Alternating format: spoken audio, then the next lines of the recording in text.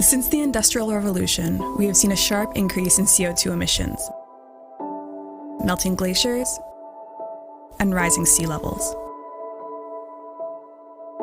Polar bears are losing their homes. Did you know that fossil fuels generate over 70% of the world's electricity? Power consumption will continue to rise as the intelligent world develops. How can we give our children a future with blue skies? Alternative energy sources, saving energy, from nature, for nature. In China's Guangdong province, there is a house that shines with the sun. Every year, it can generate 36,000 kilowatt hours of green electricity, which covers its own usage. Avoiding 17 tons of CO2 a year, it is the equivalent of planting 925 trees. In Greece's Karpathos, Huawei brought solar power to sites using Outdoor Integrated Intelligent Site Solution. This has helped customers cut their site's power consumption by 51.2%, which saves 14,500 kilowatt hours per site a year and reduces carbon emissions by 10 tons. In China's Ningxia province, Huawei used iCooling and other system-level energy-saving and management solutions to help China Mobile Ningxia's data center save up to 2.7 million kilowatt hours a year. This means it emits about 1,200 tons less CO2 every year. Huawei Digital Power Solutions have contributed to 325 billion kilowatt hours of green electricity while saving 10 billion kilowatt hours. It's like giving 220 million trees back to the planet. This is what Huawei is doing now.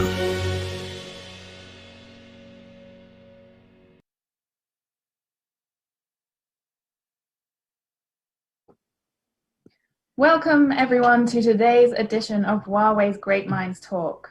I will be your host for today. I am Rebecca Rice from BCW, one of the world's largest communications agencies, and we have worked with Huawei for over a decade.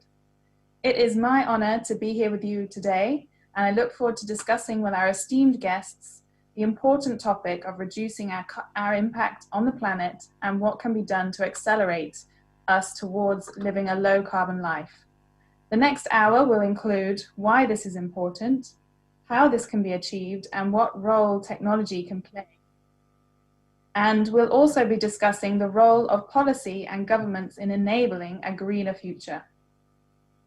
Firstly, let me please introduce you to Lord Adair Turner, who chairs the Energy Transitions Commission, a global coalition of major power and industrial companies, investors, environmental NGOs, and experts working out achievable ways to limit global warming while stimulating economic development and social progress.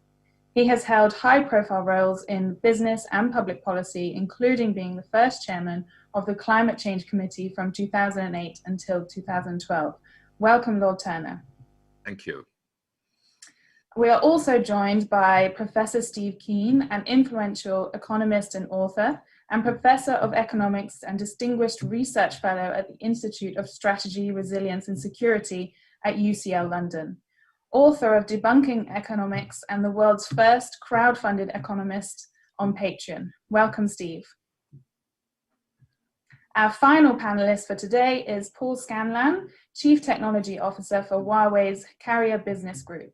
His work and his passion are to enable technology that can change the world for good. He and his team have been doing a lot to transform industries for a more sustainable future. Thank you, Paul. Hi. Thank you. So without further ado, let's proceed to our first round of questions. Firstly, let's understand a little bit more about why we need to raise awareness of the problem that is facing our planet today. I'd like to pose this first question to Steve. A lot of your writings and papers claim that economists are underestimating the problem of climate change. You also talk about the misperception that the cost of limiting global warming is far greater than the economic impact of climate change. Can you please expand on this for our listeners? You're muted, Steve. Muted. Sorry, Steve, we still can't hear you. You're muted, Steve. My annoying microphone. Is that better now? Much Yes, better. we can Okay, hear thank you. you. Okay. Yeah, all good. Okay. We tend to rely upon a group like the IPCC to tell us what's going to happen with climate change. And of course, a group like that has a multitude of different experts from different fields. Now, experts in one field do not review what experts in another field say. And unfortunately, the economists have become effectively an audience unto themselves, where they've done their own estimates of the damage from climate change. Your volume's gone down again, Steve. Sorry. Must be the connection, I think. Works. Pardon me for this. Just what I needed. I'll put the microphone quite close to my mouth and I'll see if I can adjust it before I answer the next question. Is that bearable? Much better. Okay, I'll try that. Can hear okay. you. Economists have misread the scientific literature, and they have not been called out on this by the scientists themselves, which is an enormous pity. So to give you an idea of just how badly, unfortunately, economists have misinterpreted the scientific literature, there was a survey of the possibility of tipping points amongst scientists done in 2010, and the scientists the summary of that report said that a variety of tipping elements could reach their critical point within this century. The greatest tipping threats are the Arctic sea ice and Greenland ice sheet. At least another 5 elements could surprise us by exhibiting a nearby tipping point. So that's obviously serious. The way that was read by William Nordhaus, who won the Nobel Prize in Economics for his work on climate change, he said their review finds no critical tipping points with a time horizon of less than 300 years until global temperatures have increased by at least 3 degrees Celsius. That is a completely wrong reading of that paper. And the scientist involved in that has complained about how badly economists have misinterpreted the dangers. And what the economists have done is make a... We're losing you again, Steve. Sorry. Oh my God, I'm so sorry about this. That's okay. Maybe we move on to the next question and we can come back to you. Very annoying. Okay. I'll okay, so time. Okay, so those who maybe couldn't hear all that you said, the main idea is that we are at tipping points. And I think that sounds to be better now. Can I try rapidly? Okay. Yes. Rapidly. Yes. Okay. Economists have totally misinterpreted the scientific literature. A survey by scientists in 2010 concluded that there were 2 major tipping points likely to be triggered in the next couple of decades. That's Arctic sea ice and Greenland, and that another 5 of the 8 major systems they looked at could also tip this century. The Economist summary of that by William Nordhaus, and I quote, was to say their review finds no critical tipping elements with a time horizon of less than 300 years until global temperatures have increased by at least 3 degrees Celsius. That is completely wrong. So economists' estimates of the damage from climate change are effectively assuming there will not be tipping points in the climate, which scientists have assured us there will be. So the estimates economists have done drastically underestimate the dangers we face, and we have to simply, I'm afraid, reject those estimates completely and go with the scientists have telling us, which makes the situation we're in far more urgent than economists have implied that it is. Okay, thank you, Steve. So we know that the problem is real, but Steve is saying that the problem is more real than we ever knew. Okay, now let's ask Lord Turner. Can you explain a little bit more about the commitments that countries and companies have recently been making about being more carbon neutral or becoming carbon neutral by 2050 or 2060, along with some short-term objectives for emission peak or emissions reductions by 2030? Well, thank you, Rebecca. Steve is absolutely right that there are big uncertainties in the climate models. But what I think is absolutely clear is that to have any chance of limiting global warming to 1.5 degrees centigrade, or even to the less than 2 degrees centigrade agreed at the Paris Climate Agreement, we have to get global emissions of CO2 across the whole world down to around zero, net zero, by 2055, by mid-century or thereabouts. We also, by the way, have to significantly reduce methane emissions. Methane, we often don't talk enough about. It's a very, very powerful short-term greenhouse gas. But if we concentrate on CO2, in my Energy Transition Commission, we have focused on how we can get to zero by mid-century. And we believe that it is technologically possible. And we believe that we should get all developed rich countries to commit to be net zero by 2050, all developing by 2060 at the latest. And in that context, it's very good news that we have seen over the last year and a half an increasing set of commitments to get to net zero by mid-century. One of the first, I'm proud to say, was the UK in 2019. We have a legally binding commitment to get our greenhouse gases down to net zero by 2050. The European Union is committed there as well. Last September at the United Nations was a very important statement from President Xi Jinping committing China to get to net zero by 2060. I personally believe, and my commission believes, that China could and should do it by 2050, and I hope we will see a movement in that direction as China gets more confident about the technologies that can go there. If you look across the world now, about 70% of global GDP is now covered by commitments to get to net zero, either in 2050, that's true of Japan, Korea, the US under President Biden, the European Union, or 2060 China. And that is very important.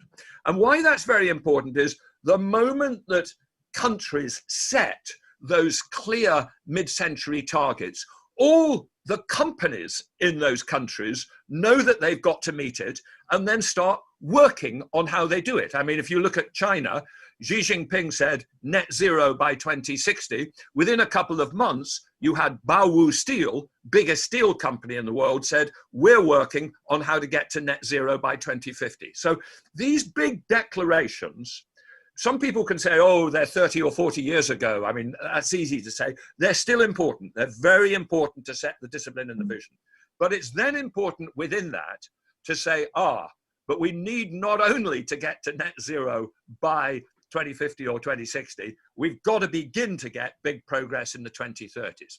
And that's where this other set of targets come in. They're called the nationally determined contributions. They are what countries offer to commit to under the Paris Agreement. As part of the COP26, the Conference of the Parties 26, which will be held in Glasgow this year under the UK presidency, there is a set of discussions going on across the world about how much will people reduce by 2030.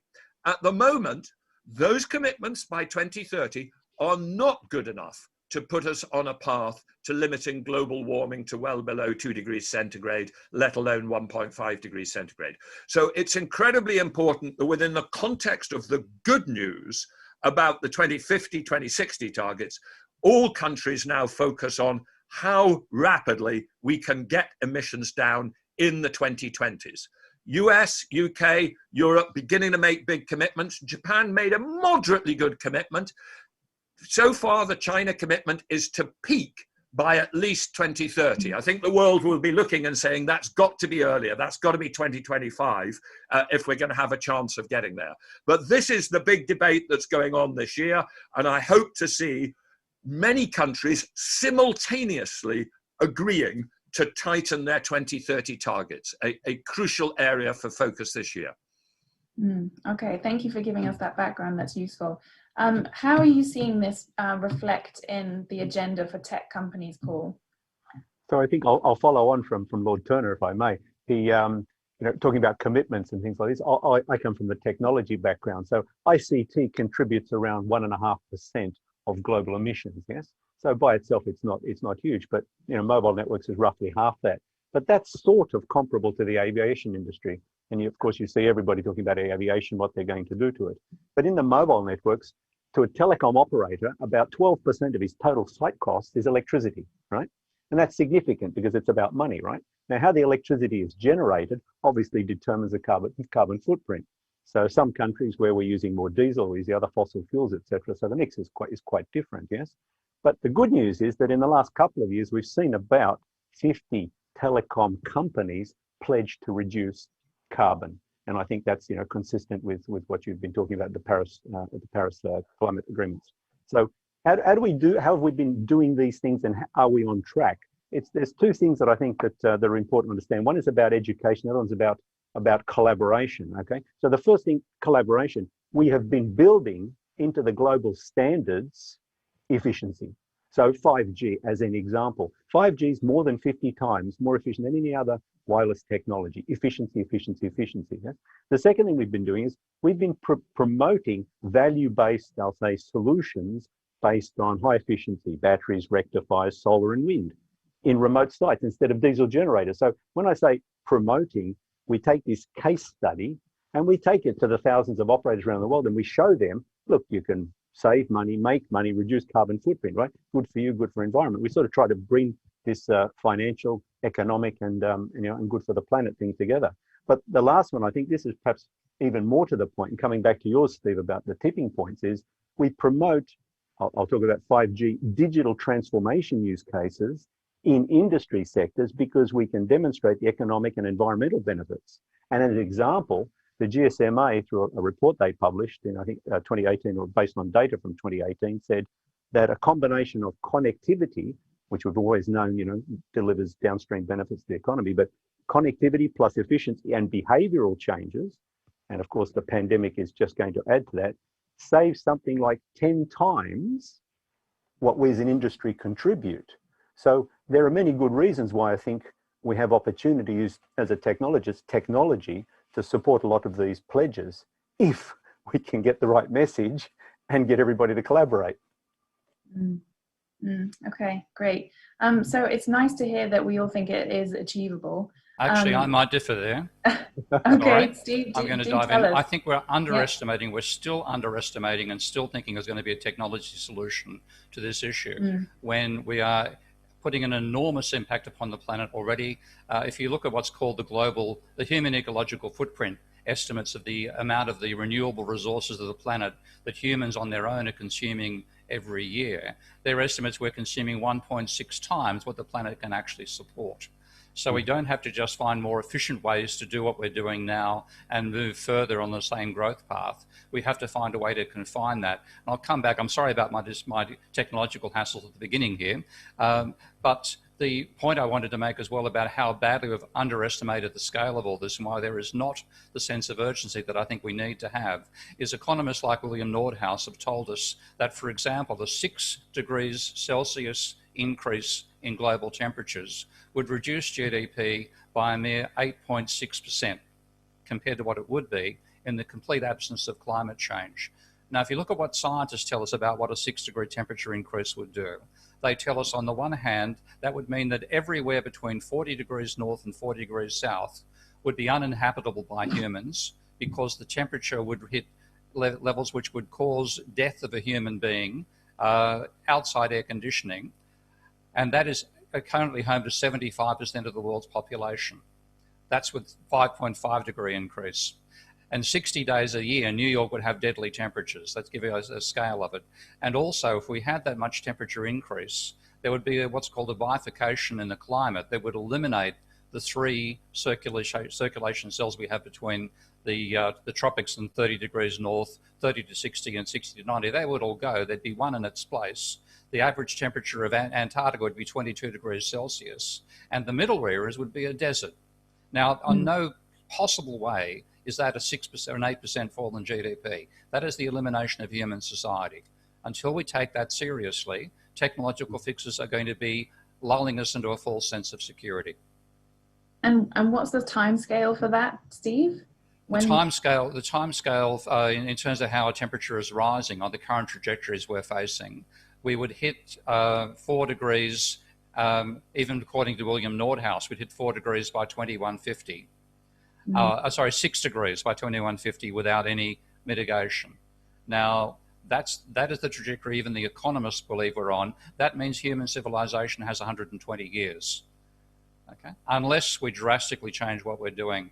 And of course, what the climate scientists sometimes think is more extreme, but I'll stick with the economists' estimates on that. They haven't fudged the temperature numbers as much as they've fudged the dangers from economic damage. Okay. So if it's not so achievable, or we just need to step up the acceleration, how are we actually going to do this? And are these commitments by countries and companies, are they enough? Do we need to make them by 2030, or what needs to change there? I really think 2030 has to be the target, not 2050. 2050 is another generation of increasing the load we have on the planet. And if we look back to 1972, when the limits to growth first came out and was badly and stupidly derided by economists, was a far better model than they used. They were saying that if we started in 75, we could do this in a gradual way. Since we've delayed to almost 50 to 70 years to doing this, what that means is we've trebled or quadrupled our load on the planet. So the transition has to be that much steeper. And for that reason, I think we have to make this commitment to 2030. And at the same time, I don't think we will, because we don't react until we see just how serious these things have become. And I'm pleased to talk about the capacity the technology has to diminish the rate at which we approach that wall, but we're already far too close to it. Yeah. Lord Turner, do you have a comment in response to that? I am not quite as pessimistic as Steve. Let me put a counter argument. I think if we can, and I think it's absolutely technologically possible, to get to net zero by mid-century, along with big changes in the land use sector. Let me come back to that. I think we have a reasonable chance of limiting global warming to around 2 degrees centigrade. Now, 2 degrees centigrade will still have some bad effects, but really the really catastrophic effects begin to cut in as you go from 2 to 3 to 4. And I absolutely agree with Steve. Anybody who has modeled what is the GDP loss of a 6 degrees centigrade temperature rise has just lost the plot. I mean, why not work out what the GDP impact would be of being hit by a huge meteorite? I mean, it's almost just silly. It's a misuse of economic science. But let's concentrate on what it is we need to do to get to net zero by 2050 and what problems we can solve by technology and what are more difficult. You have to think about global emissions today as being about 50 gigatons, of which about 37 gigatons is coming from what I call the EBIT sectors: energy, buildings, industry, and transport. And about 13 is coming from agriculture, food, forestry, land use. In the EBIT sectors, I think there is an optimistic point of view that we can build a clean energy system which can support high standards of living for everybody. The absolute core of that, and my commissioner set it out in 2 reports that we published on Tuesday on the global electricity system and hydrogen, the absolute core of how you get to that zero carbon EBIT system is to build massive green electricity systems. You electrify as much of the economy as possible. You take electricity from about 20% of final energy demand today to 60, 65, 70%. And in addition, you have another 15 to 20% of final energy demand is met by hydrogen, which you make from electrolysis. So 80, 85% of your total energy ultimately comes from electricity, and it primarily comes from renewables. And here's a crucial fact to realize. The sun shines down on us each day 8,000 times as much energy as all human industrial building transport use. So we've just got to get clever enough to capture 1/8,000th of that in a clean fashion, and we've got a clean energy system. So we have described in detail how you do it. It won't happen automatically. It needs clear strategic intent. It needs massive mobilization of investment. It needs, and I'm sure Paul will comment on this, some new smart ways of managing our grids, managing demand. Everybody having electric vehicles, but not plugging them in to recharge them all at exactly the same time, being intelligent about when we recharge electric vehicles.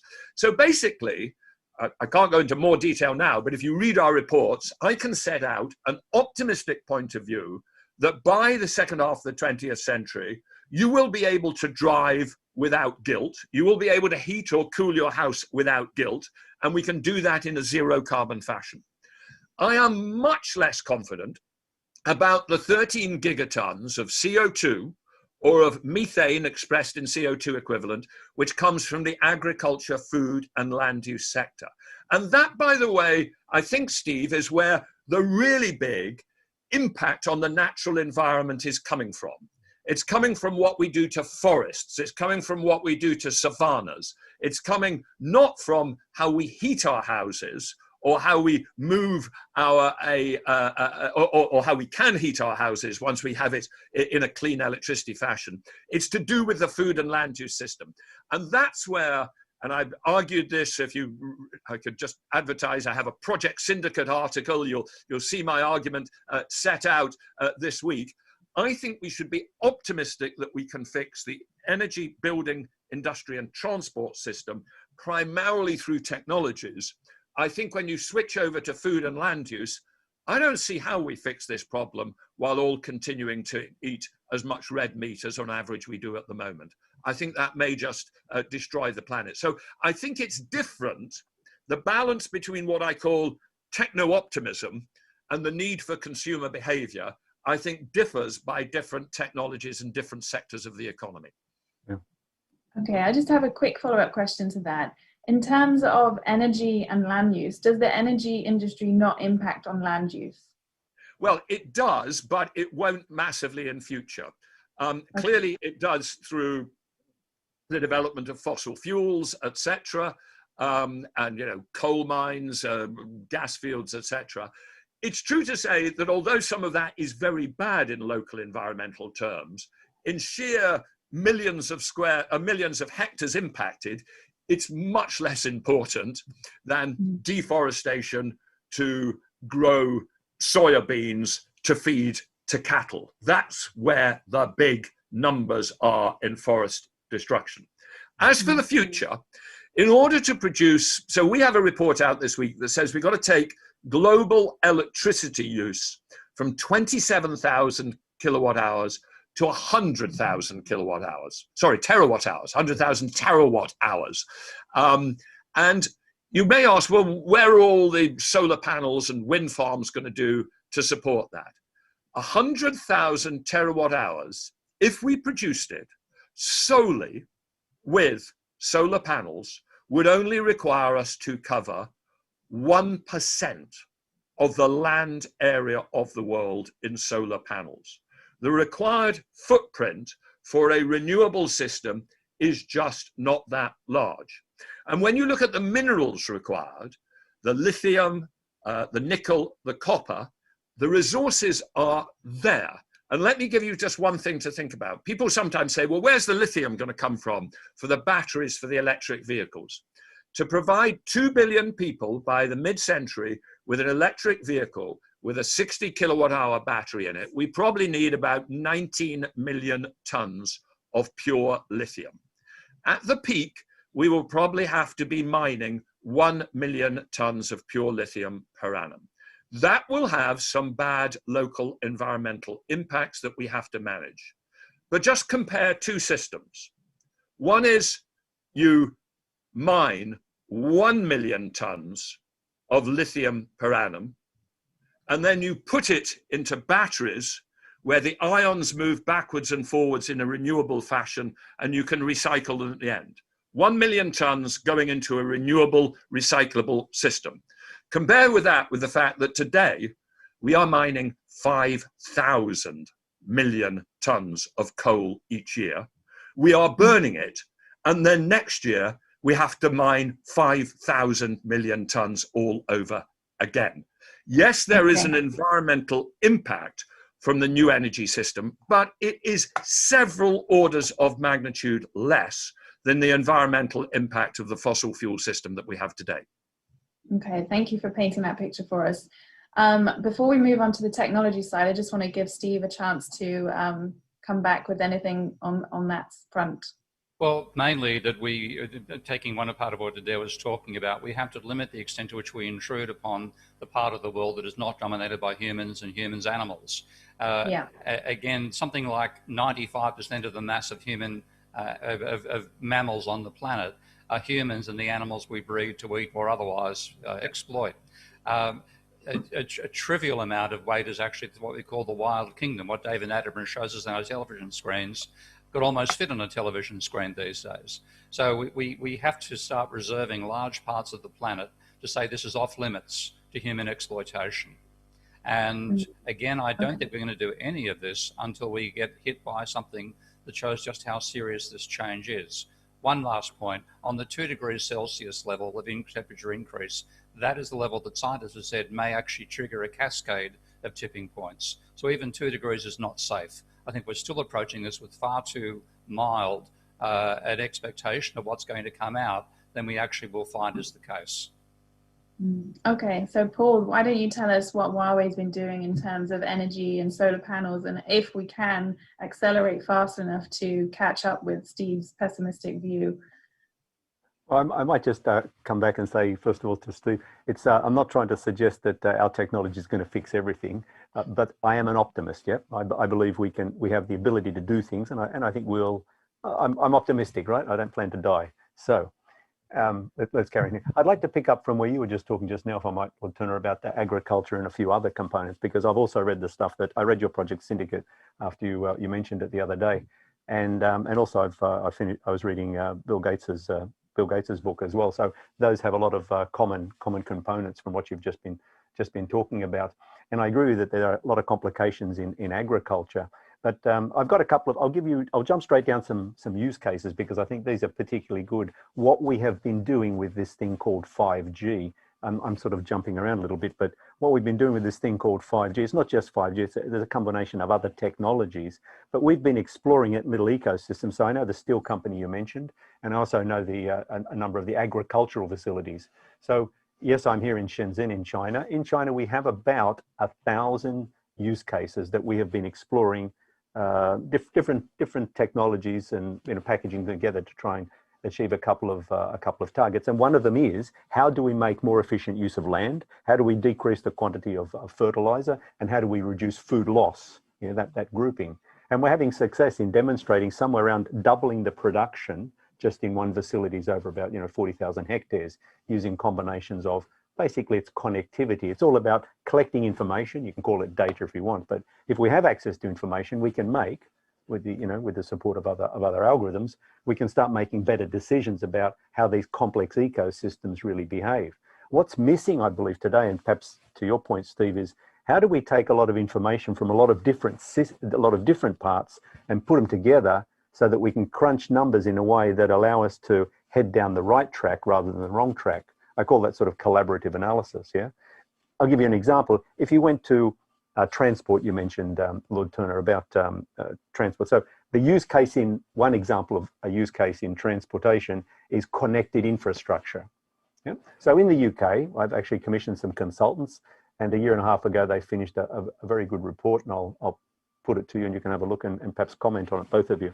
But if we're able to connect all the traffic infrastructure, and I don't mean autonomous vehicles, what I mean is improving the efficiency of the transport network. And you get that when you have cameras in the cars, not looking necessarily at other cars, but looking at the roads and other things, all the traffic lights, stop signs, a whole bunch of things, the lights, the street lights, etc. In the UK, you could reduce the fuel consumption by about 8%. Okay, so yes, I agree with you. We've got to reduce the consumption downstream as well as produce green stuff upstream. Yeah, so just in those couple of examples we have.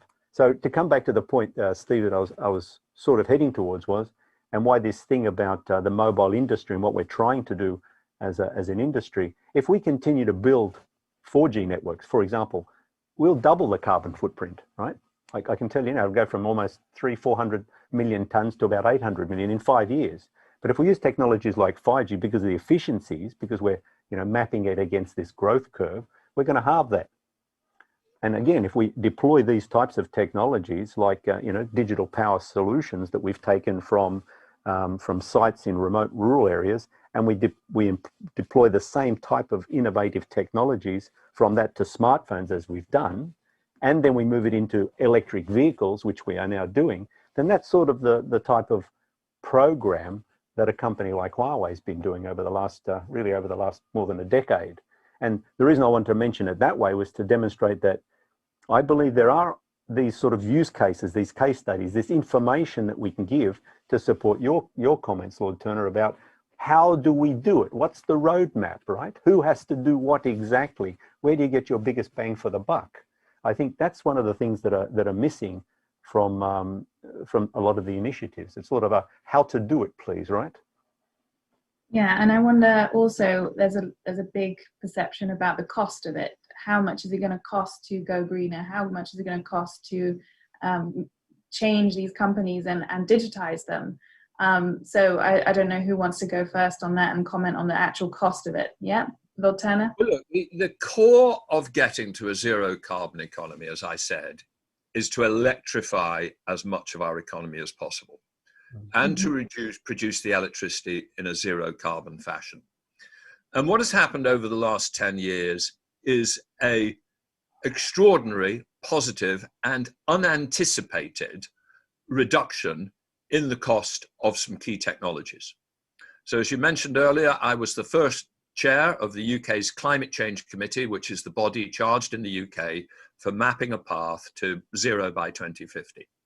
And back in 2008, we looked at the different technologies and we produced reports, and it had indications of what we thought might happen to the cost of solar PV and of wind. And I have to say, I hope everybody has destroyed the copies of those reports because they were just so embarrassingly wrong. We sort of said, oh, you know, the cost of solar PV, it might come down by 25, 30%. The cost of solar PV in the last 10 years has essentially come down by about 90%. Over the last 20 years, it's come down by about 97 or 98%. When Germany was first subsidizing solar PV electricity back in 2000, it was paying Bavarian farmers, as it were, 40 euro cents per kilowatt hour for the electricity from the solar PVs on their farm sheds. In Saudi Arabia last week, there was an auction won at 1 cent per kilowatt hour, from 40 down to 1. That's a 97.5% reduction. And there will be further reductions, maybe not another 97%, but certainly another 50% as new technologies come through. And so, whereas 10 years ago, if you'd asked me, how do we get to a zero carbon electricity system? I would probably have said to you, we're going to have to use 3 different technologies: renewables, nuclear, and fossil fuels with carbon capture and storage.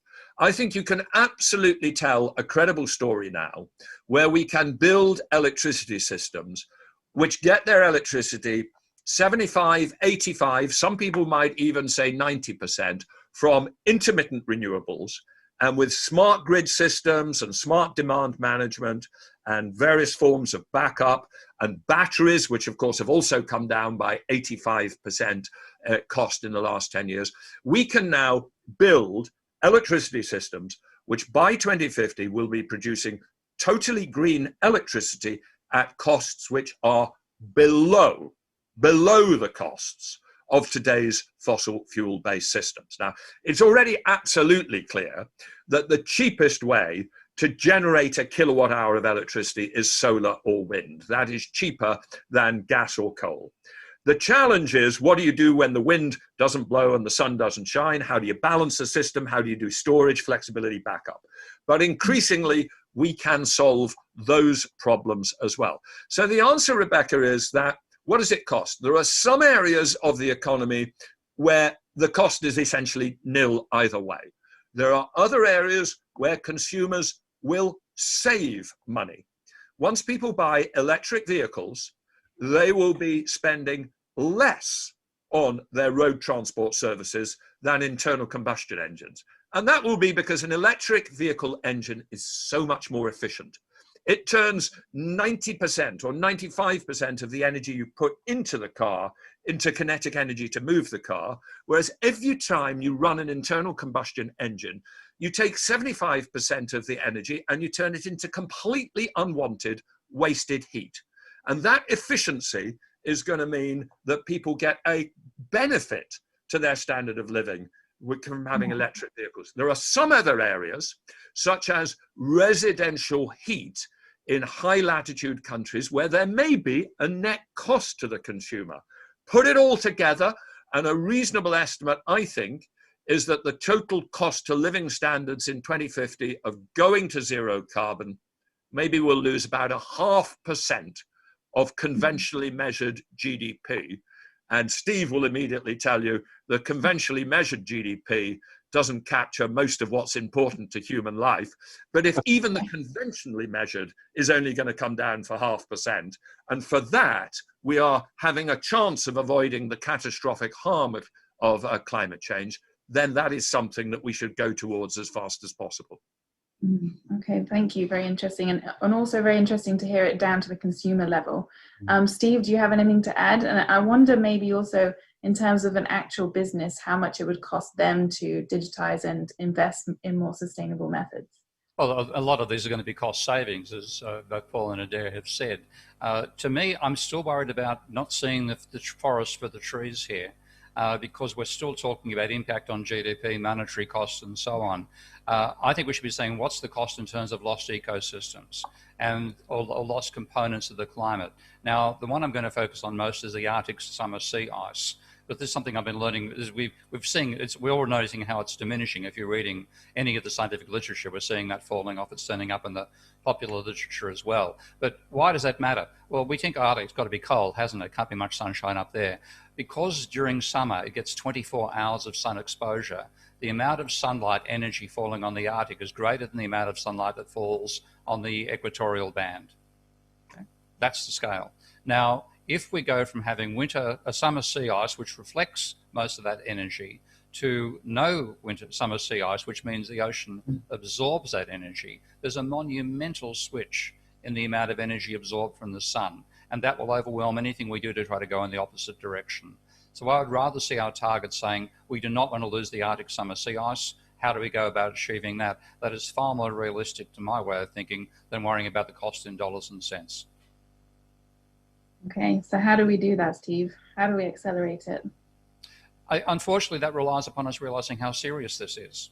And we won't realize how serious it is until it's gone. There's a classic old 60s, 70s song by Joni Mitchell. You don't know what you've got till it's gone. I'm afraid that's going to be the tune of climate change. Once we get on the other side of it, oh my God, why did we let that happen?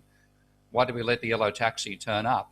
We didn't know what the impact was going to be of it arriving in the first place. So I'm actually focusing not on what to do to avoid getting into a crisis. I'm saying, what do we do after we realize we're actually in one? How do we go backwards? I think that's what's going to be necessary. So most of my policy is going to be saying, once we've triggered a monumental change like losing summer sea ice, how the hell do we get it back again? What do we have to do and how costly is that? And the alternative cost is extinction. Okay.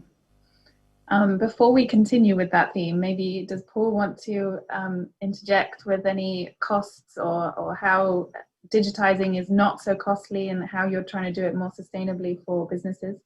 Well, I might answer that in a slightly different way. I might move it across to sort of the comment that you just made earlier, Lord Turner, about the the smart everything that you mentioned. So it's about knowledge is knowledge we can act on, right? Without knowledge we can't act on anything. It's the same thing you're saying, Steve, right? So if I just look at you mentioned about smart buildings and other components of those sorts of things, and just looking at the opportunities in, I'll say, the downstream part, energy consumption. If we know how much energy we're consuming, then we can start doing things differently, this behavioral change. And that's really where the use cases come in about, smart buildings and using technology in those areas. So that's a lot of places where you can see a significant amount of benefit from connectivity of any type of connectivity. Yes? But I'd like to look at a little bit about, and maybe this helps you, perhaps it doesn't, Steve, but thinking about the pandemic, because we couldn't travel, we changed our behavior, right? This is normal, so we're doing this normal. I don't know what the carbon cost of this is compared with traveling, but there's certainly there's a difference. We're educated at home, and now we do healthcare from home. 2 years ago, 18 months ago, you couldn't get anybody to write a positive investment on broadband for health sector or for education or for this. You just couldn't write it. I mean, I talk with every telecom operator in the world, and the answer is no, there's no money in it. But now, look at what's happened, right? So the question I really have is post-pandemic, it'll be very interesting to see whether this type of behavioral change, or put it a different way, maybe to encourage, governments encourage, companies encourage the workforce to make this normal. Healthcare becomes done normally like this, as does education, rather than traveling. Education of the future is all about facilitating this, because there's more information on YouTube than you get from a teacher, for example.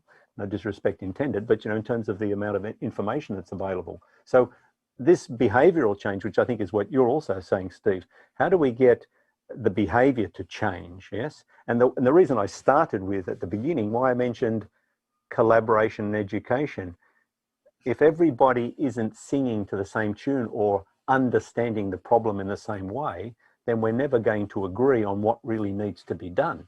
Great carbon capture technology up there in Canada, great examples in the UK of new PVs, etc.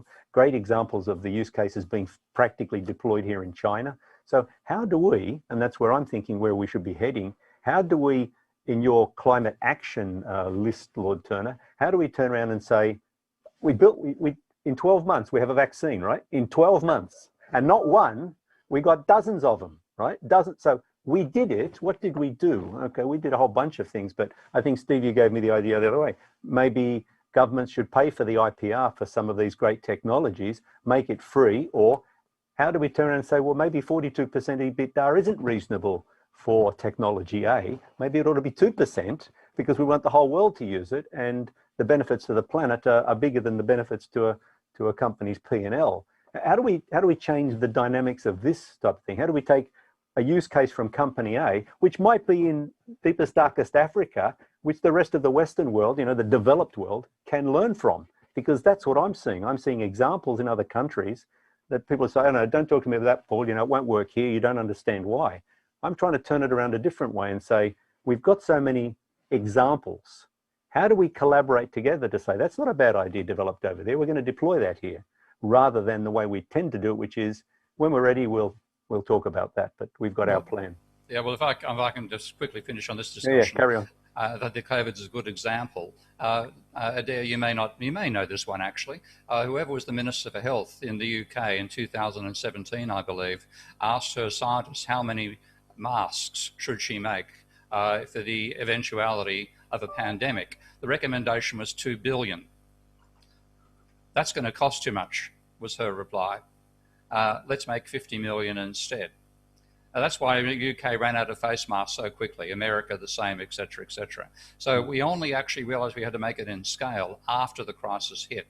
And yet there were warnings of COVID from as long ago as 1995, from Laurie Garrett's book, The Coming Plague. It happened not to be a flu that came along. It was more related to the cold end of the spectrum. But we knew for 25 years this could happen. We weren't prepared for it until after it happened. So I think that's my position. We're going to be doing all this in reaction. And yes, in that situation, then we can learn and move very rapidly. We're going to have to do this far faster than I think any of us actually expect. Yeah, that I agree with you. Yes. Yeah, Can we I have. just, Yep, Todd Turner. Can I just respond to Steve's point about, do we use GDP measures, etc.? My point of view is that when you look at the harm from climate change, I would pay almost no attention to measures of GDP. I don't think that's a useful methodology. I would simply say, describe physically what a world would be like at 2 degrees, at 3 degrees, at 5 degrees, how many rivers would be running dry, how the summer heating peaks would be occurring, how the level of the sea would be going up, the destruction of rainforests, and help people understand what harm it looks like in a descriptive fashion. When you then switch through to the mitigation, right, you will buy an electric vehicle, not an internal combustion engine vehicle. I think on that side, it is meaningful to add up some figures and say, in conventional GDP terms, is this likely to cost us money or save us money? And then what you do is you say, our best estimate is that at the most, on the conventional GDP side, in terms of pounds in your pockets and what it costs to buy travel, buy food, whatever, you might be 0.5% worse off. Compare that with this incredibly potentially catastrophic descriptive harm. That to me is the intelligent way of making this decision. Just by the way, also on Arctic summer ice, I agree absolutely with Steve. If anybody's interested in potential feedback loops in the climate, keep an eye on Arctic summer ice. If you just go into Google or some other website and you go Arctic summer ice, you will pick up nsidc.org. Very, very good website. I think the data comes from NASA, which even in the terrible years of the Trump presidency was continuing to do good science and good observation. And in that, in a very neat set of graphics, you can see how the Arctic summer ice is slowly getting less and less. And as Steve has pointed out, this then has this very powerful, what's called the loss of the albedo, the reflective effect. As long as it's covered in ice, a lot of the sunshine that hits it bounces straight back off again and does not warm the earth. Melt the ice, and that sunshine will go into the dark water and will warm it. Anybody who's been on who skis knows that there's that extraordinary phenomenon where you get to spring, where the moment the sun gets through to have one patch of brown on the piste, suddenly it spreads at a massive rate, because as long as it was all white, there was a reflection going on. That's true of the Arctic summer ice. It is undoubtedly a potential danger area of a feedback loop. Okay, thank you. So we've kind of heard that we're at a dire situation. We have known about climate change since, I don't know, long time, 1990s, before then. But how are we actually going to get this acceleration? How are we going to collaborate? How are we going to make a difference? We've talked about technology having a difference, but how are we actually going to drive this transformation? Lord Tenner, do you want to put forward your perspective? The answer is you have to get governments to agree targets. That's where we started off, targets for 2050, targets for 2030. But then they need concrete strategies to go from A to B. So in the UK, we are now committed that we will completely decarbonize our electricity system by 2035. We'll close our last coal-fired power station probably in 2023. We've already brought the grams per kilowatt hour of our electricity down from 550 to 200, 250 or thereabouts. We've got to get it down to 20 or so by 2035. To do that, given our resources, we should probably build another 30 to 40 gigawatts of capacity in the North Sea. So our government has to set that as a target. Good news is that Prime Minister Johnson did say that last September. But then they've got to turn it into actual auctions. They've got to say, this year, we're going to do an auction for 5 gigawatts of wind. And that auction is going to provide developers with a fixed price to provide electricity, which gives them certainty, but you have an auction to provide a pressure for that to be provided at lowest cost. So you have to take the overall target and then you have to break it down into what are you going to do in the electricity system, what are you going to do in the transport system, and then you have to set specific policies that take you from A to B. In the rich developed world, we must be setting targets to completely get rid of coal in our power systems by 2030 at the very latest. In China and India, they should be setting targets which agree that they will never build another coal-fired power station again. Neither of them needs to do it. They could each drive very significant growth of electricity demand and prosperity with entirely renewables, but both of them are continuing to build new ones. In those countries, we won't get rid of the existing coal, I don't think, till the 2030s and 40s, but at least if you get to the stage of no new coal, you are making progress. In internal combustion engines, we should be setting target dates beyond which it will be illegal to sell an internal combustion engine using petrol or diesel. The UK has set that at 2030. I would like all countries at Glasgow this year to set a target at least at 2035, ideally earlier. So let's be clear, and this may not happen. I'm describing what has to happen, but, maybe as human beings, we're too stupid to make this happen. But you have to start with an overall target and then break it down into the specific things that has to happen, set intermediate targets, and then work out the investments which are required, the technologies required to go from A to B. That is what you've got to do. But we should do it against the background that the technologies are now available. If we screw this up, it's not because the technologies weren't available, it's because we failed to invest behind the technologies that we now know. And do we think that the collaboration between global nations is going to be possible? Steve, what do you think? No, I don't. I'm sorry.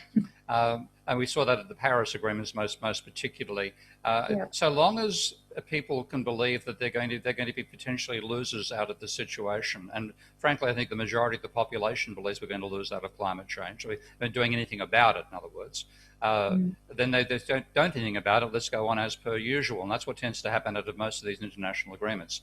I would rather bring about a policy which made people enthusiastic about doing something about climate change because of benefits they would receive immediately. So one scheme I'm floating now is that we use a developing technology called central bank digital currencies, which Adair would know and Paul might well know that various countries are looking at bringing in right now for economic reasons. I'd like to use that technology as a way of doing carbon rationing at some point, and I think very soon, where when you bought a good, you would have to pay both the money price and the carbon price. And you could start with this national scheme where the ration per person was equal to the average consumption per person. Now, if you do it that way, given how skewed income distribution is around the world, 95% of people are going to have more carbon ration than they need, and therefore they will be able to sell that part they don't need to the 5% very wealthy who are using far more and will run out of it. And that would mean that 95% of the population would benefit by having their excess universal carbon credits bought off them by the wealthy. Now that would give us a 95% effectively of the electorate being willing to vote for mitigation because they would monetarily gain out of it. And without a scheme like that, I think we're going to fail at the governmental level. So I'd rather do this at the national level using the national policies we have and do something that benefits the vast majority of the population in each nation and have that to accelerate carbon, reducing our carbon footprint because the rich would be paying big time. Interesting, an interesting approach. Paul, do you have anything to add on this front?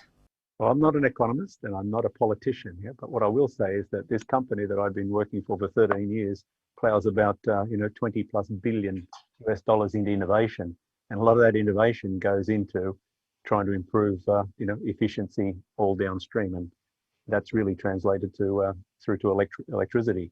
And what we do know is if you connect everything and you get the data, then you can manage ecosystems and you can make a positive benefit. So the economic benefits of what we've discussed are clear, the societal benefits are clear, but we do need better collaboration. And I think we're sitting right on the knife edge here, Steve, whether it doesn't go that way, or Lord Turner, with all your pushing and and political capability in trying to convince everybody that yes, working together outweighs not working together.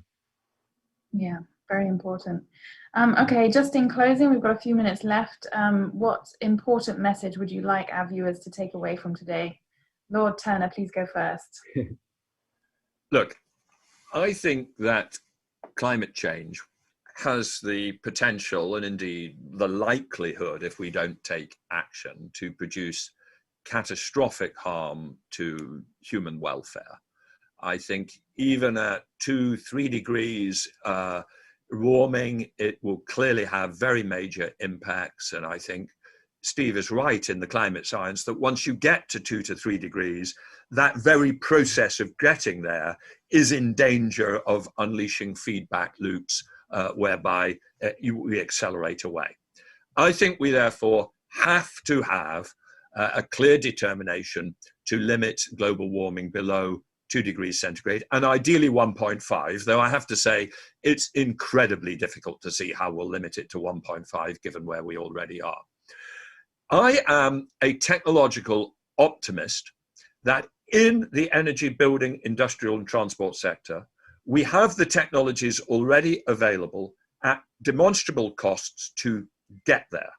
And I therefore am focused, and I think we should focus as much as possible on the concrete policies executed at national level, but as much as possible agreed globally, to drive our energy building and industrial transport system to net zero, primarily via green electrification by 2050 or very soon thereafter.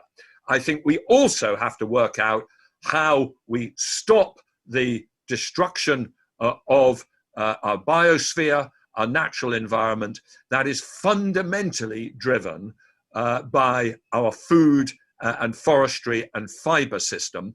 There it is less clear that there are technological fixes, and it is there that I think there is a greater role for consumer responsibility to think about how your consumption is having an impact on the natural environment. Important message, thank you. And Steve, what would you like our listeners to take away? First of all, the seriousness of the situation. I think, again, as that economists have done us a huge disservice by promulgating nonsense that a 6-degree temperature increase would only cause an 8.5% fall in GDP. 6 degrees would eliminate human civilization and probably most of human life at the same time. So that's the seriousness we need to take a look at it. In terms of how we're going to react, I am a technological optimist, but a human society pessimist. We do not make decisions in time. We did not navigate out of the way of the iceberg. The Titanic hit the iceberg and went down. It was how many lifeboats we had that determined how people survived. We didn't have enough of those, so 2/3 of them drowned. That's the human condition. So I want to put in position structures that mean that after the crisis becomes so obvious, everybody realizes we must do everything in our power to stop it, then we can at least do something to reverse direction and do it dramatically. And in that sense, I think one thing we need to work out is a way to ration our carbon consumption on a per capita basis dramatically, and to put the burden of that on the wealthy and not on the poor. Interesting. Okay, thank you, Steve. And Paul, what would you like our listeners to take away from today? I'll be very quick and say, I think the action plan that you're putting together, Lord Turner, if we can get to that, and I'd like to see how we can, industrialize it. How do we make sure that all the countries in the world can follow that and learn? Because the better sharing of the ideas on how to execute, yes, I think it's very clear what needs to be done, but it's exactly how do you do it? How do you do it in Zimbabwe? How do you do it in Australia? How do you do it in, in Iceland, for example? They're all very different, right? The economics are different, people's values are different, what people feel is important, how they execute is very different. And I think that's the information that I'd like to share. And again, as a technology company, Huawei's here to try and provide, all those great innovations that we've been providing for the last 30 years. Okay, thank you everyone. We've reached our time limit. I hope our viewers have enjoyed this engaging and interesting discussion, and it's food for thought, and hopefully some action comes out of it. On behalf of Huawei, I'd like to thank our speakers. So thank you, Lord Turner, thank you, Professor Steve Keen, and thank you, Paul Scanlan. Enjoy your Friday. Goodbye. Goodbye. Thank you very much. Bye-bye. Bye.